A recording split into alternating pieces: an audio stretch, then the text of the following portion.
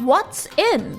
Trending high in the legacy of autonomic nervous system, today's conversation will encompass further the details about parasympathetic, sympathetic and enteric nervous system, and if the time allows me, a little chat about transmission along the neurohumoral pathway also. For the time being, that's just in my thoughts. Welcome all to Is Pharmacology Difficult podcast. I'm your host Dr. Radhika Vijay, MBBS MD Pharmacology, and this is the audio hub to get the bare, simplified basic tips, strategies, methods, and lots of ideas to learn better, understand better, and make your concepts crystal clear. If you really find and if there's a question hovering in your minds, is pharmacology difficult? Lend me your ears for a while and let in the magic of knowledge. First and foremost, a word about parasympathetic system and its innervation. It's a craniosacral outflow that I've already told you. 3, 7, 9 and 10 cranial nerves and the sacral spinal segments from S2 to S4 are involved. The ganglia in the system, they are also known as the terminal ganglia. In the system, the postganglionic fibers, they are short and they are non-myelinated. The exception being the preganglionic fibers, which are myelinated, and also the ciliary parasympathetic postganglionic fibers, which are again myelinated. Acetylcholine is the neurotransmitter at almost all synapses. All the postganglionic parasympathetic fibers, they too release acetylcholine. Now, one distinguishing and exceptional point as far as the sympathetic fibers are concerned is that the postganglionic sympathetic fibers innervating the sweat glands. Yes, I'm talking about the apocrine sweat glands. They are also cholinergic in nature, and for the same reason, because these are cholinergic, an enhanced sweating response is observed during states of anxiety, stress, etc. So you can correlate these two things together, right? One more term I want to highlight here at the present moment is about the cholinergic fibers.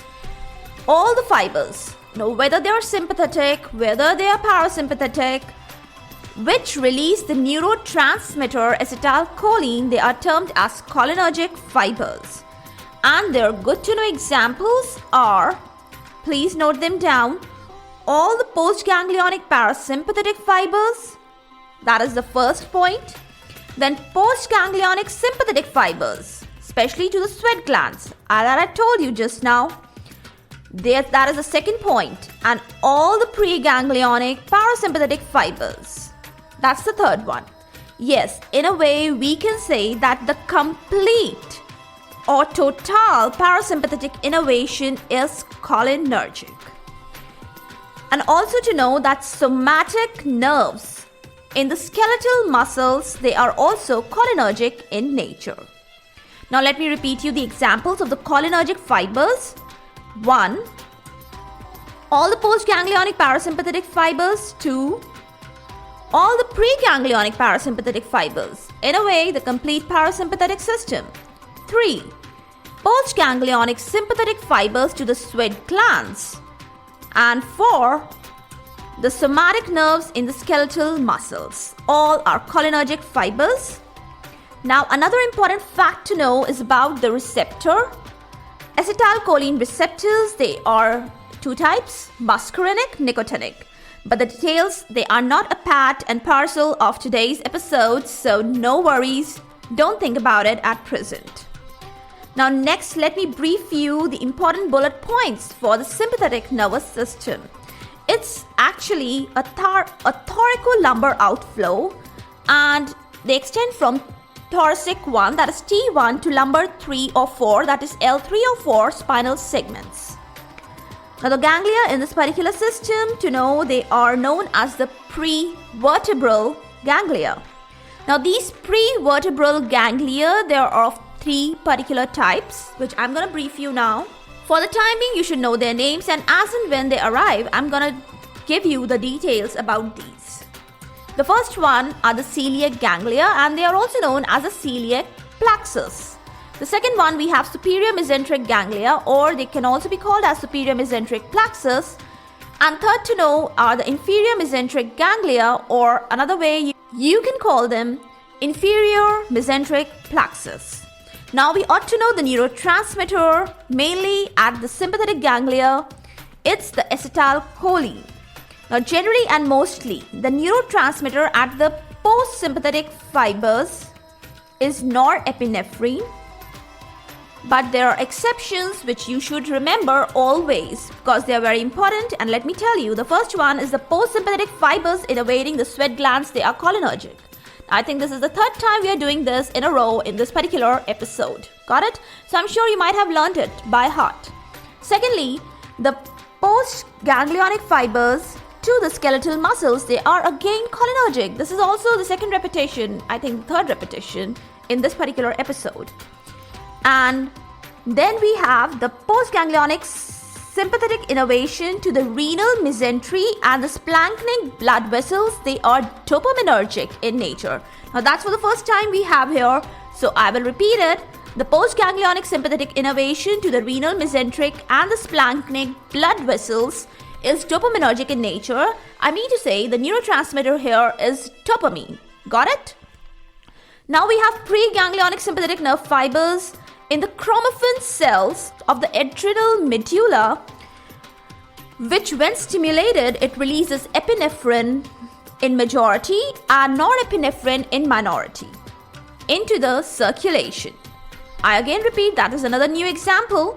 The preganglionic sympathetic nerve fibers in the chromaffin cells of the adrenal medulla, whenever they are stimulated, are releasing epinephrine in majority and norepinephrine in minority into the circulation.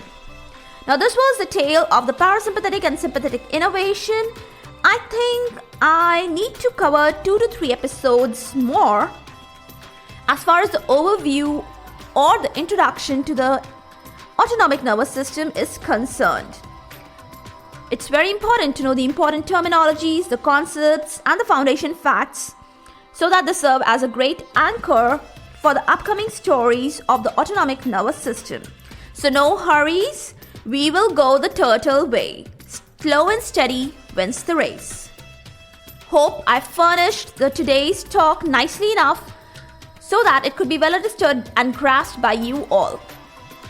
I really hope your interests are setting the feet sound and deep in this topic of autonomic nervous system. Well, actually, that's my goal. Every jour and in all the possible ways. May the weekend spirits take over for the joy of the day. Have a great Sunday in your special way. For all the updates and latest episodes of my podcast, please visit www.ispharmacologydifficult.com, where you can also sign up for a free monthly e-newsletter of mine. It actually contains a lot of updates about medical sciences and drug information updates. And my podcast updates also. You can follow me on different social media handles like Twitter, Insta, Facebook, and LinkedIn. They all are with the same name, is Pharmacology Difficult. If you are listening for the first time, do subscribe and follow whatever platform you are consuming this episode. Stay tuned. Do rate and review on iTunes, Apple Podcast. Stay safe, stay happy, stay enlightened.